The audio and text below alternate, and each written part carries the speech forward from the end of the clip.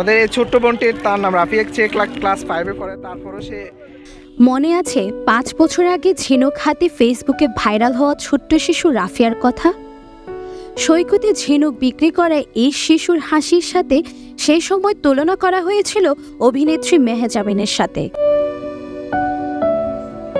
Viral হওয়ার পর সেই সময় অনেকে ছুটে গিয়েছিল রাফিয়ার কাছে, দিয়েছিল পড়াশোনা করানো সহ নানা প্রতিশ্রুতির ফুলঝুরিতে আকাশ ছোঁয়ার স্বপ্ন দেখেছিলেন রাফিয়া। কিন্তু কেউ কথা থাকেনি রাফিয়ার পাশে। ছবি আর ভিডিও বানিয়ে নিজেরা ভাইরাল হয়ে নেট দুনিয়ায় সুনাম কুড়িয়ে হাওয়া হয়ে গেছেন প্রতিশ্রুতি দেওয়া সমাজের কথিত রতি মহারথীরা।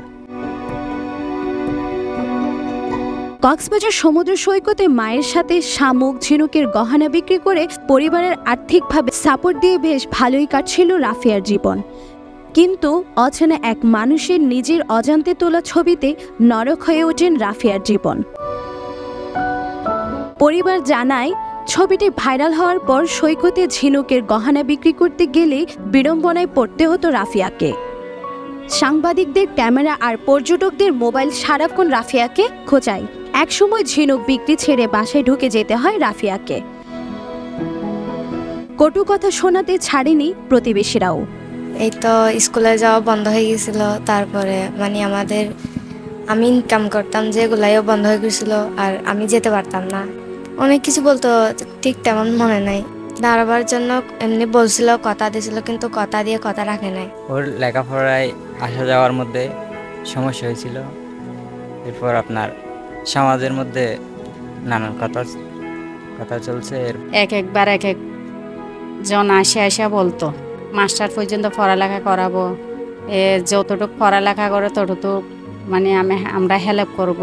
জুতার মাপসহ নিয়ে গেছে, স্কুলের ড্রেস কীভাবে দেব, জুতা কতটুক মাপ, এরকম বলে অনেক কিছু নিয়ে গেছে, কিন্তু তাও দেয় নাই। তবে হাল ছাড়েনি রাফিয়ার মা। প্রতিশ্রুতি দেওয়া মানুষেরা প্রতারণা করলেও পড়াশোনা বন্ধ করেননি মেয়ের। স্বামী অক্ষম হলেও মেজ ছেলেকে নিয়ে সৈকতে ঝিনুক বিক্রি করে মেয়ের পড়াশোনা চালিয়ে নিয়ে যাচ্ছেন তিনি। এখন রাফিয়া 10ম শ্রেণীতে পড়ে স্থানীয় উচ্চ বিদ্যালয়ে। উচ্চশিক্ষায় শিক্ষিত করতে চান মেয়েকে। কলাতুলির ঝিঝিরি পাড়ার এলাকার বাসিন্দা রাফিয়াও চায় পড়াশোনা করে ব্যাংকার হয়ে তার মতো অসহায় হত দরিদ্র শিশুদের পড়াশোনার হাল ধরতে। আমি বড় হয়ে ব্যাংকার হতে চাইছিলাম। হ্যাঁ, আমার সহযোগিতার প্রয়োজন আছে, তবে আমাকে যদি হেল্প করে আমিও এগিয়ে যেতে পারবো।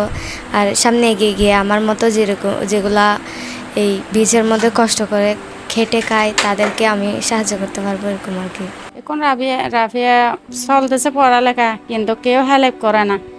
ও বাইয়ে ইয়া করে, ওর বাবা কিছু করে, ওর বাইয়ে ব্যবসা কিছু করে খাওয়া পড়ালেখা সংসার চলায় এরকম। যাদের প্রতিশ্রুতিতে রাফিয়ার স্বপ্ন দেখেছিল তারা হারিয়ে গেলেও হাল ছাড়েননি রাফিয়ার পরিবার।